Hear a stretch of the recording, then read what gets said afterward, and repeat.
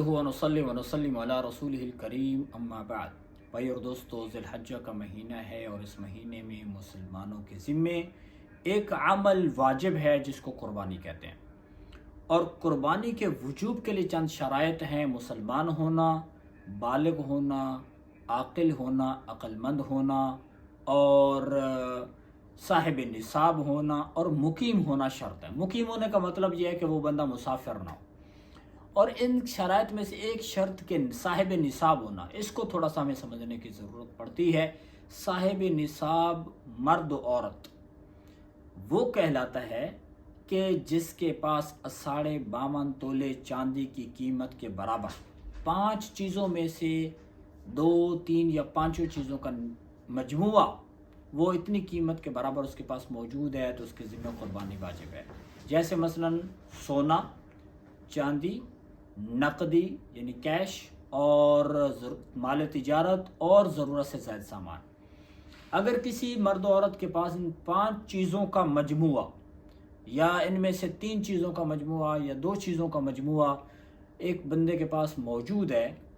اور وہ 52.5 تولے چاندی کی قیمت کے برابر ہے، اور وہ اس کی تمام ضروریات سے زائد ہے۔ ضروریات سے زائد ہونے کا مطلب یہ ہے کہ اگر اس نے کسی کا کوئی قرضہ دینا ہے تو وہ قرضہ اس میں سے مینیج کرنے کے بعد، نکالنے کے بعد پھر اس کے پاس اتنا پیسہ بنتا ہے، یا اس نے جو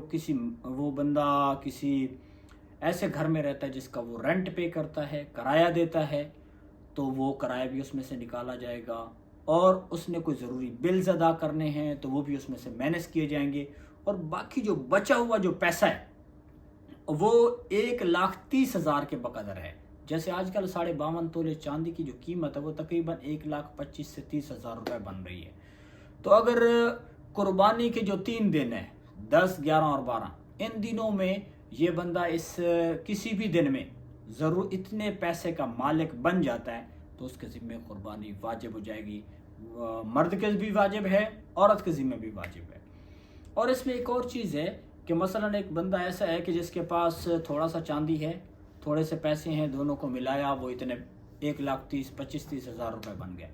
اگر کسی کے پاس اور کچھ بھی نہ ہو، صرف سونا ہے، تو اس کے لیے تو پھر 7.5 تولے پورا ہونا ضروری ہے۔ اور اگر کسی کے پاس تھوڑا سا سونا ہے، تھوڑی چاندی ہے، کچھ پیسے ہیں، وہ 1,30,000 کے بقدر بن گئے تو قربانی واجب۔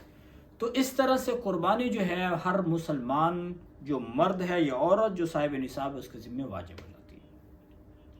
اور باقی اس میں میاں اور بیوی دونوں کا نصاب الگ الگ دیکھا جائے گا۔ اگر مرد صاحب نصاب ہے اس کے ذمہ الگ قربانی ہے، اور اگر بیوی صاحب نصاب ہے تو اس کے ذمہ الگ قربانی واجب ہے۔ ایک کی قربانی کرنے سے دوسرے کی قربانی ادا نہیں ہوگی، اور جو صاحب نصاب ہے اس کے لیے ضروری ہے کہ وہ قربانی کرے۔ اللہ کے نبی صلی اللہ علیہ وسلم نے فرمایا کہ جو قربانی نہیں کرتا وہ ہماری عیدگاہ کے قریب بھی نہ آئے، یعنی جو ضروری کام ہے جو اس کے ذمے ہے وہ اگر ایسا اس کو ادا نہیں کرتا تو اس کو ہماری عیدگاہ کے قریب نہیں آنا چاہیے۔ تو بہرحال یہ قربانی ایسا عمل ہے کہ جو ہمارے ذمے ہے اور ہمیں اس کو ادا کرنا چاہیے۔ اللہ کے نبی صلی اللہ علیہ وسلم نے فرمایا کہ جب قربانی کی جاتی ہے اور اس کا جانور کا خون، اس کو ذبح کیا، جانور کا خون زمین تک نہیں پہنچتا کہ اس سے پہلے اس بندے کے سارے گناہ معاف ہو جاتے ہیں، اور اس بندے کے نامہ اعمال میں اتنی نیکیاں لکھی جاتی ہیں جتنے جانور کے اوپر بال ہیں۔ تو صحابہ نے عرض کی، یا رسول اللہ یہ جو دمبے کی جو اون ہوتی ہے، تو اللہ کے نبی نے فرمایا اس کو اتنا اجر ملے گا جتنے دمبے کی اون کے بال ہیں۔ یعنی یہ ایک ایسا عمل ہے جو اللہ کے نبی صلی اللہ علیہ وسلم نے فرمایا کہ اللہ کی ذات کو بہت محبوب ہے۔ یعنی 10 تاریخ جو قربانی کا دن ہے، اس دن میں جو بندہ ابن آدم کے جتنے اعمال ہیں، نماز، روزہ، ذکر، تلاوت، سب اللہ کو پسند ہے، لیکن اس دن میں سب سے زیادہ جو پسندیدہ عمل اللہ کے ہاں ہے وہ قربانی کا عمل ہے، جانور کا خون بہانا ہے۔ تو اس لیے ہمیں قربانی کے حوالے سے خاص اہتمام کرنا چاہیے، اور قربانی کے متعلق جو مسائل ہیں وہ علماء سے پوچھنے چاہیے تاکہ ہمیں پتہ ہو کہ کون صاحب نصاب ہے، کس کو کیا کرنا چاہیے۔ جیسے مثال کے طور پر جو ہے ایک فیملی ایسی ہے جس کے 10 ممبر ہیں، 10 لوگ ہیں اس فیملی میں، ابا جان ہیں، اس کی پھر بیوی ہے یعنی اماں جی ہے، کچھ بچے ہیں، اور وہ سب بچے بالغ ہیں، وہ شادی شدہ ہیں، تو اب یہ جو اتنی بڑی فیملی ہے، اب اس کے متعلق قربانی کہاں، کس کس کے ذمہ قربانی ہوگی؟